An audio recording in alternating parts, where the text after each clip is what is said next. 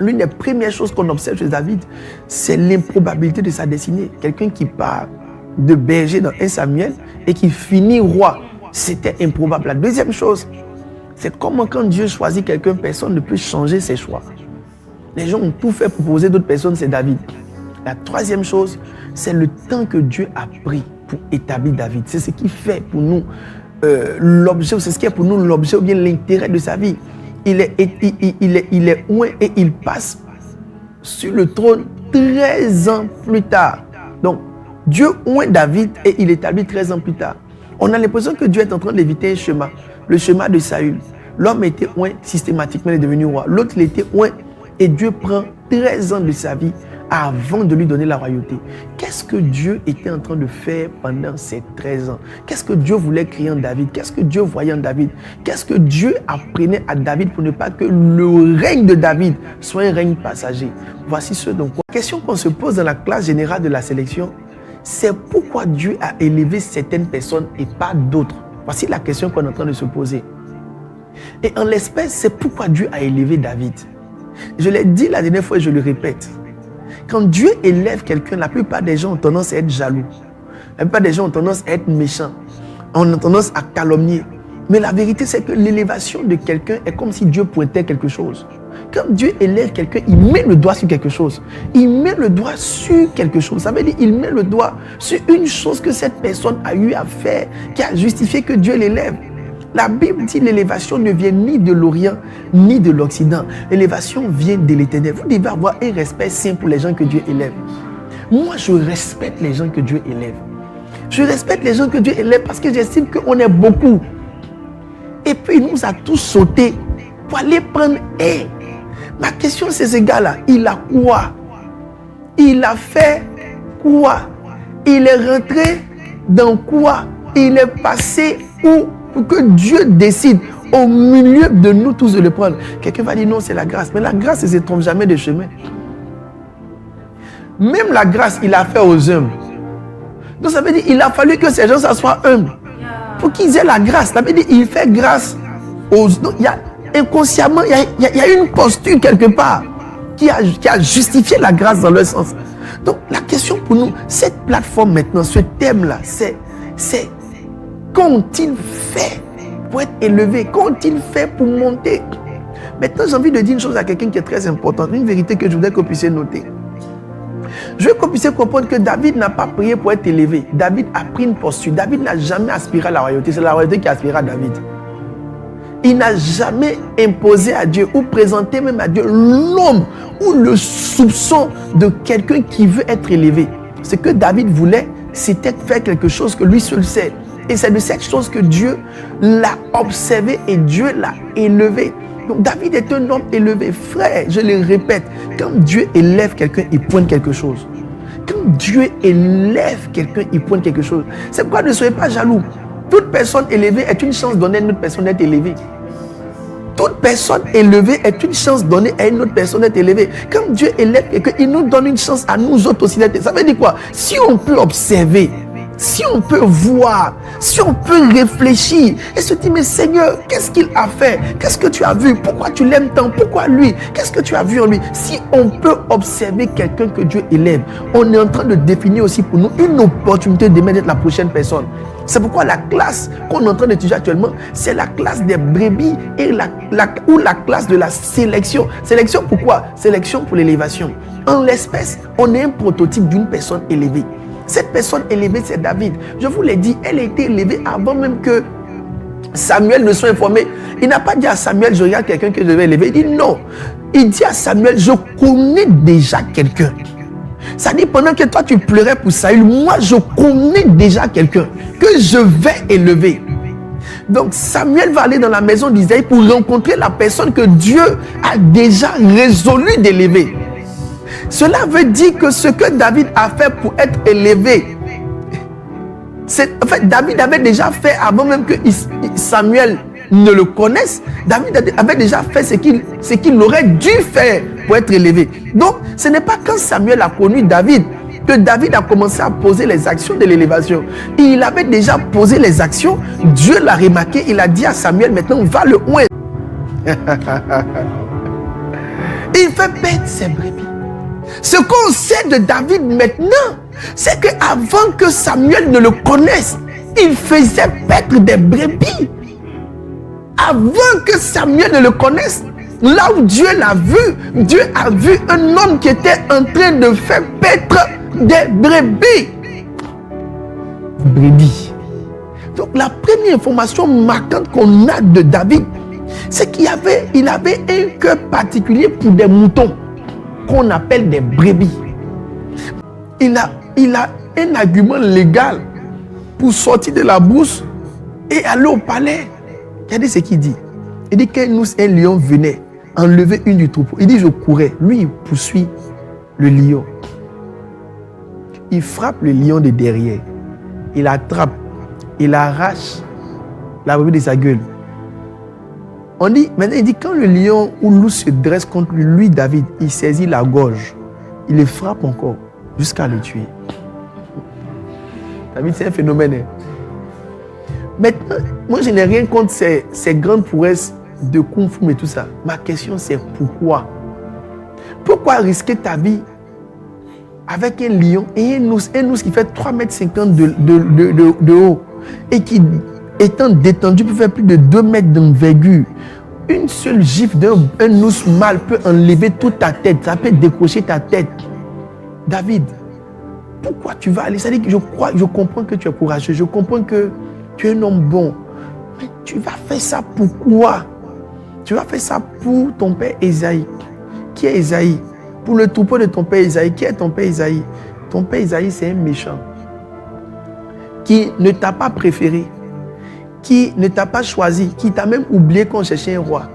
C'est pour ces moutons. C'est pour ce méchant-là. Toi, tu peux donner ta tête pour qu'on enlève. 2. Je suis en train de présenter David. 2. David, le troupeau là, c'est des animaux, ce n'est pas des humains. Qu'est-ce que tu n'as pas compris dans la vie? Mes amis, c'est maintenant qu'on va étudier la classe des brebis ou la classe de la sélection.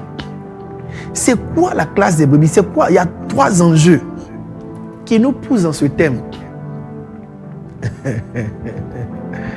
Le premier enjeu qu'on va développer, ouvrir profondément, c'est de comprendre comment Dieu élève. L'élévation n'est jamais un hasard. L'élévation s'explique. Dans chaque génération, c'est pourquoi la jalousie n'a pas sa place. Dans chaque génération, Dieu prend des gens parce qu'il comprend et il voit des choses que les autres ne voient pas. Donc l'élévation s'explique. Il y a un protocole pour que quelqu'un quitte le bas pour aller vers le ciel. Il y a un protocole, il y a un ensemble de choses. Et je vous parlerai de ces choses, les attributs de ceux que Dieu élève. Ça fait partie des parties. La Bible dit que nous servons le Dieu qui a une tendance à regarder ce que personne ne considère. Il dit ce que les gens trouvent fou. Donc il y a une posture de folie qui justifie le regard de Dieu parce qu'on parle de la sélection. Donc dans 1 Corinthiens, on donne les critères des gens que Dieu remarque. On dit ils sont vils, fous, personne ne les considère. On en parlera dans les attributs. Donc numéro 1, c'est comprendre comment Dieu élève. C'est quoi le mécanisme? Parce que quoi qu'on dise, nous tous ici on aspire plus ou moins. C'est-à-dire, on aspire à être utile dans notre temps. On aspire à être, c'est-à-dire à sentir que ta vie a eu un grand impact. C'est ce qu'on appelle l'élévation. Une vie qui a un grand impact. Mais la question qu'on pose, c'est comment, ce sera notre premier enjeu d'étude. Comment Dieu élève? Quels sont les éléments que Dieu observe pour élever les gens? Deuxième enjeu, ce serait mettre la lumière sur certaines pratiques et vertus. Peut-être des vertus auxquelles nous ne faisons pas attention. Quand on parle d'élévation, peut-être beaucoup de personnes ne se rendent pas compte, mais l'élévation, ce n'est pas les efforts. Ce sont des pratiques et des vertus, peut-être ignorées, mais qui sont la clé de grande destinée. Et le troisième enjeu, ce serait de comprendre la différence entre être visible et être approuvé. Et on va prendre du temps sur ça. Eliab était visible, David était approuvé. Donc ce n'est pas parce qu'on te voit que tu es approuvé. On voyait Eliab, on voyait ses vêtements, on voyait sa beauté, on voyait sa grandeur. David, personne ne le voyait. Tellement personne ne le voyait, personne ne le calculait. Si on devait dire quels sont les enfants d'Isaïe qui ont marqué leur temps, tout le monde va dire Eliab, parce qu'il devait certainement être très connu. Donc David même, il semblait ne tellement pas être connu que son propre père l'ignorait même dans sa mémoire. Donc il y a une différence entre le fait d'être visible et le fait d'être approuvé. La question qu'on va essayer de répondre, c'est est-ce qu'on veut être approuvé ou bien est-ce qu'on veut être visible? La plupart des gens courent pour être visible, pas pour être approuvé. Or, le challenge, ce n'est pas la visibilité. Le quatrième enjeu, c'est éviter le piège de la validation commune. Donc, cette série d'enseignements est une série d'enseignements puissante. Jusqu'à présent, je vous dis, je suis juste en train de mettre les pions parce qu'on va rentrer dans chaque point. La validation, le piège de la validation. Même Samuel a validé Eliab. Même Samuel. C'est Dieu seul qui n'a pas validé Eliab. Samuel lui-même, avait dit quand Samuel l'a vu, Samuel lui-même s'est dit, c'est lui. La plupart des gens vous disent que c'est lui là, c'est pas eux.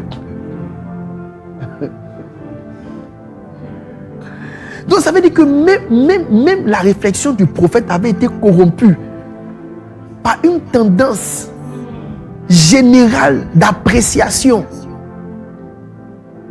Donc même le prophète, quand il l'a vu, il dit, ah, lui, c'est lui. Ce qu'il fait est bien, c'est ça, c'est lui. Mais sa réflexion, sa réaction était bâtie sur le piège de la validation. C'est comme une mentalité commune.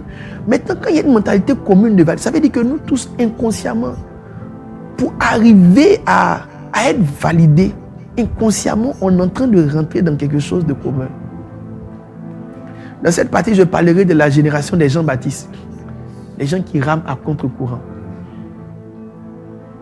Des gens qui portent des vêtements de chameau où tout le monde porte des tissus de soie. Des gens qui mangent du criquet là où tout le monde mange de la viande. Des gens qui vivent dans le désert là où tout le monde habite des palais. La génération des Jean-Baptiste. Et cette partie est très importante parce que, vous voyez, si quelqu'un ne meurt pas dans son désir d'être validé, il ne pourra pas faire plaisir au Seigneur. Tu ne peux pas plaire à Dieu, plaire aux hommes. Tu vas plaire à Dieu, déplaire aux hommes. Mais il n'y a personne qui a envie de déplaire aux hommes.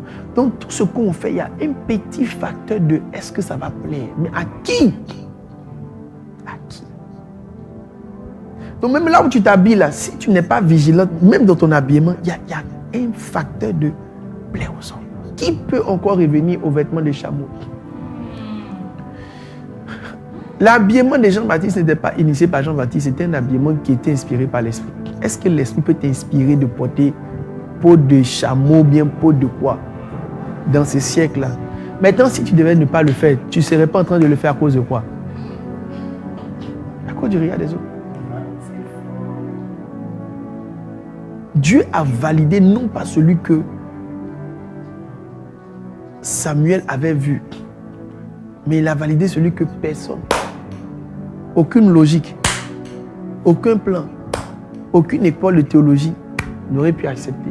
Un saint berger sorti du piège de la validation.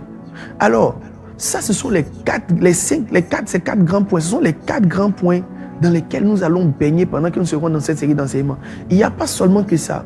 Au final, quels sont les piliers ou les leçons de la classe des brebis? Qu'est-ce qui ressort de l'aptitude de David?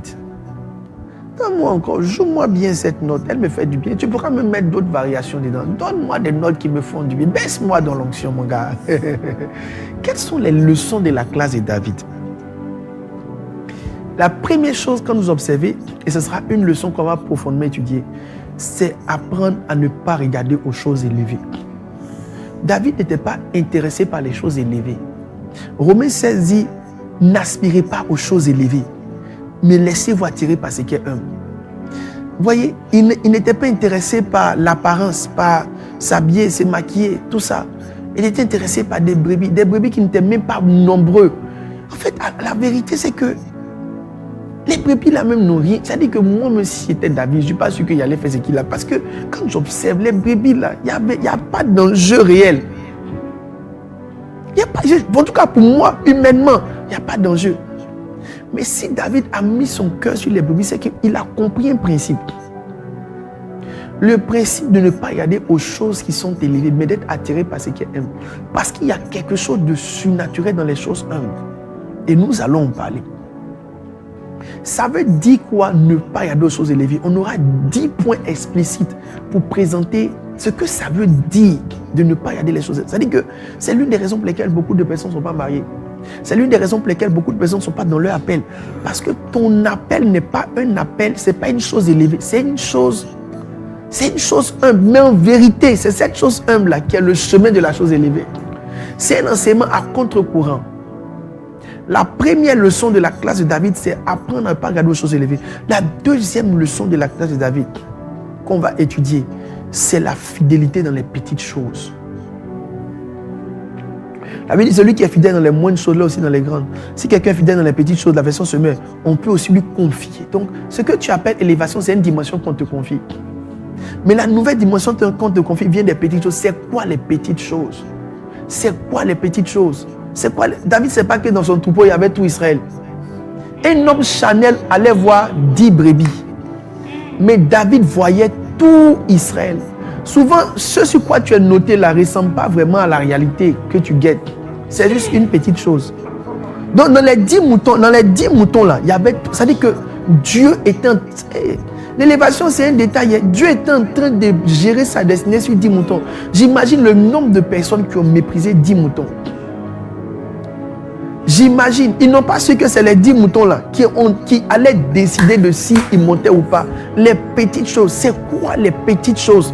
Comment les petites choses viennent? Quand les petites choses viennent, c'est quoi? Ça ressemble à quoi? Ça répond à quoi? Beaucoup de personnes ne savent pas voir ce qui est petite chose.